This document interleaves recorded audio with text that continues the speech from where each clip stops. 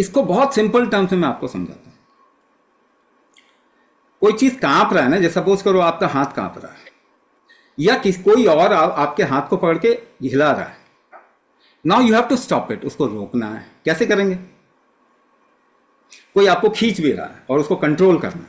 Basically tremors क्या होता है, आप कंट्रोल नहीं कर पा रहे एक मूवमेंट को। ऐसा ही है, आप एक मूवमेंट को कंट्रोल नहीं कर पा रहे। तो कैसे कंट्रोल करना है? कोई आपको खींच रहा है और आपको अपनी तरफ में खींचना है, कंट्रोल करना है उसको। कैसे करते हैं? थोड़ा हाथ को आप देखेंगे हिल रहा है हाथ ना, टाइट करेंगे, थोड़ा सांस रोक के टाइट कर लेंगे, रुक जाएगा। रुक जाता है ना।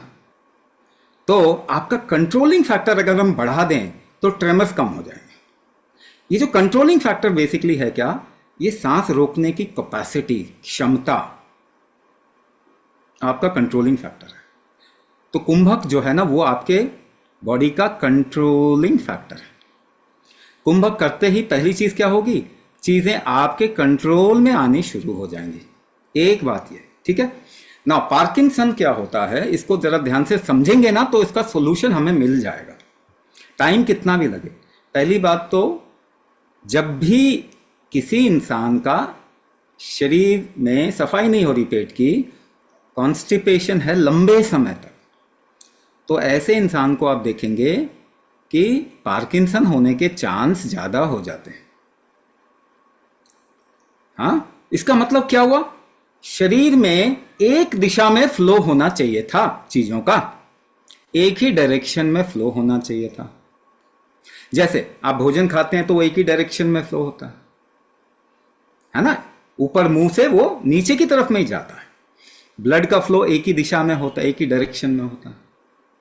लिम्फेटिक फ्लो एक डायरेक्शन में होता है। हार्मोन का फ्लो एक ही डायरेक्शन में होता है। तो आपके शरीर के फ्लो एक ही डायरेक्शन में होते हैं। इसको हम कहते हैं नाग वायु। इसको हम कहते हैं नाग वायु। सो यूनिडायरेक्शनल फ्लो। अगर वो फ्लो रुक गया तो आयुर्वेद में इसको कहते हैं ऊर्ध्वगत वायु, the reversal of flow. Flow का रिवर्सल हो गया।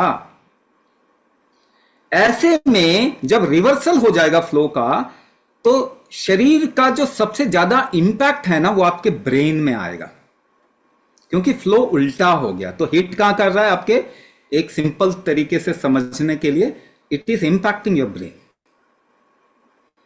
और उसकी वजह से आपके शरीर पे कंट्रोल चला जाएगा, डीजेनरेशन शुरू हो जाएगा पूरी बॉडी का। ये पार्किंसन है।